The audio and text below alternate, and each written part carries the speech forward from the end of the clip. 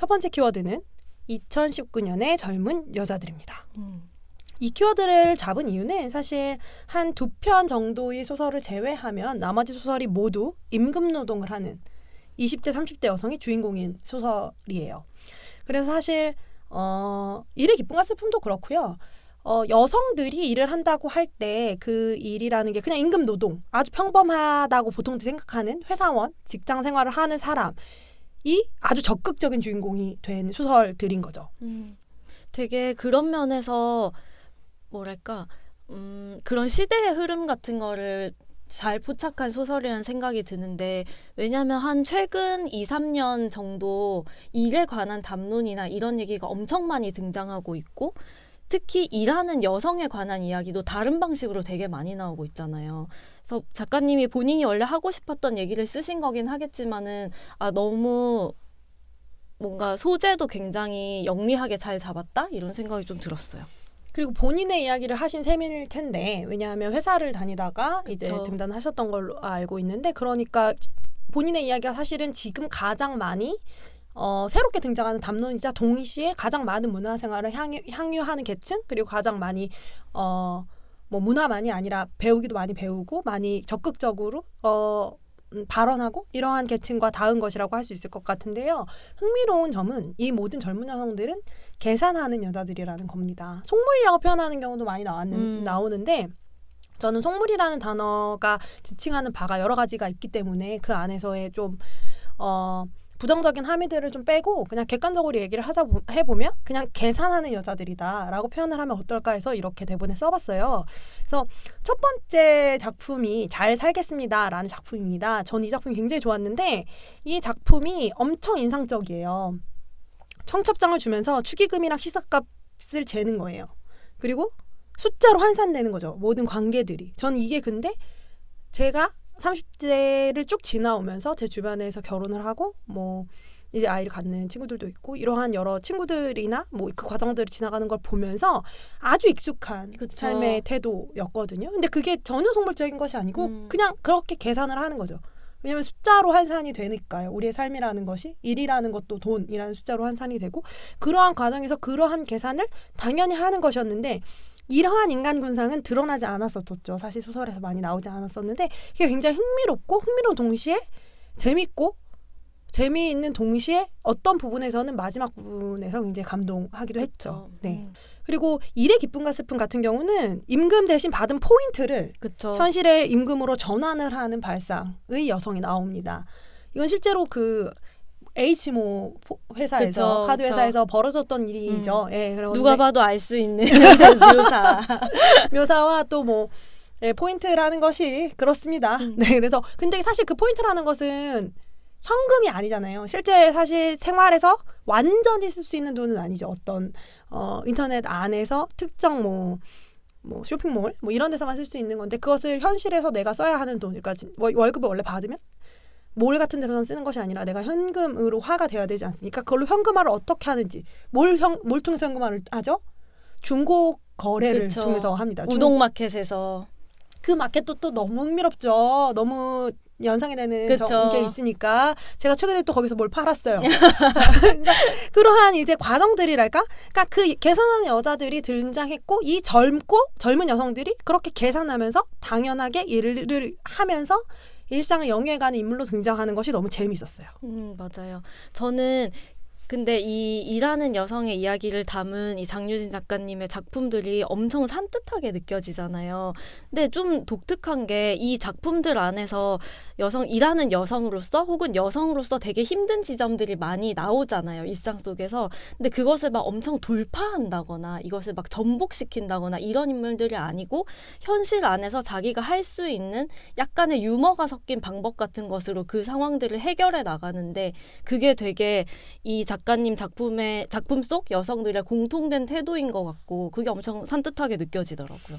그리고 그러한 특징이 사실상 지금 현재 20, 30대 여성들의 태도랑 좀 맞닿아 있는 것은 아닌가? 그렇기 때문에 이런 식의 이제 공면 같은 것이 벌어졌고, 저희는 쉽게 체념하는 세대라고 저는 생각하지 않거든요. 그리고 특히 여성들은 그 안에서 지금 이런 상황이라면 지금 만약에 그거죠. 포인트로 준 거죠. 세상이 나에게 포인트를 줬어. 그렇다면 물론 이 포인트로 준 건 얼마나 끔찍한 일이에요. 얼마나 사실상 정말 말도 안 되는 행동을 한 거죠. 이 그쵸. 자본주의라는 논리 안에서. 그런데 그런 걸 나름의 좀 한 끝의 자본주의적인 또 다른 발상으로 바꾼 거잖아요. 포인트를 현금화 한다는 것이. 그러면 그렇다면 나는 이거 지금 이 포인트로 살 수 있는 물건으로 뭐 예를 들어서 헤드폰을 샀어.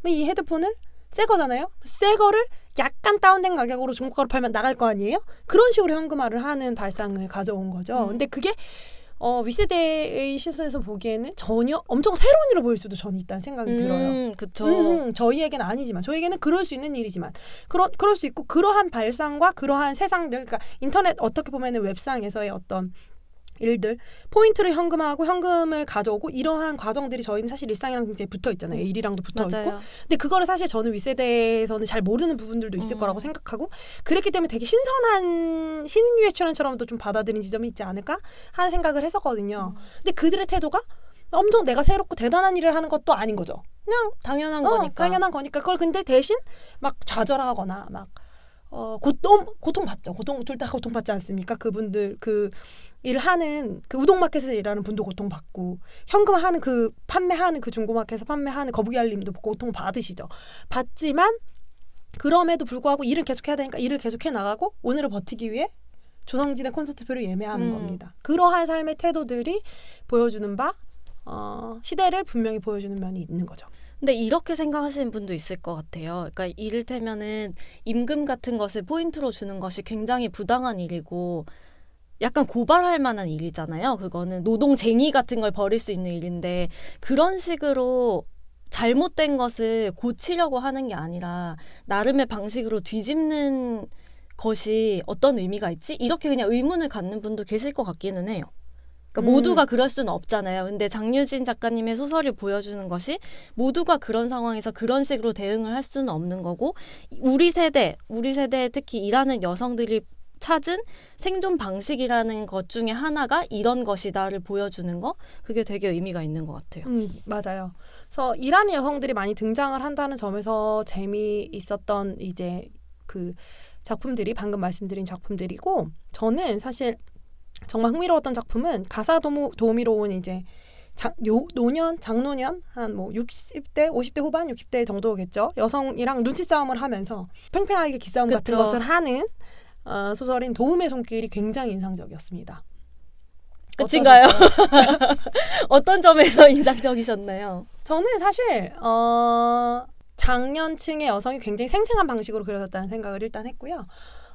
그 도움이라는 일을 한다고 할 때 저는 이게 굉장히 지금 특히 30대 여성들, 40대까지도 포함해서 아마도 이제 30대 후반 정도의 여성이 주인공일 텐데 그런 마음들을 되게 많이 갖고 있을 것 같아요. 사실 저희에게 요구가 되지 않습니까? 막 가정생활도 열심히 하고 뭐 가정이 있다고 할 때는 집에서 특히 집안일이라든지 돌봄 노동이라든지 그 외에 뭐 집안일 같은 것들이 그 외적으로 하고 있는 일과 다르게 부과가 될 때 사실은 82년생 김정에서 그것을 완전히 지영이가 독박을 쓰게 되는 거잖아요.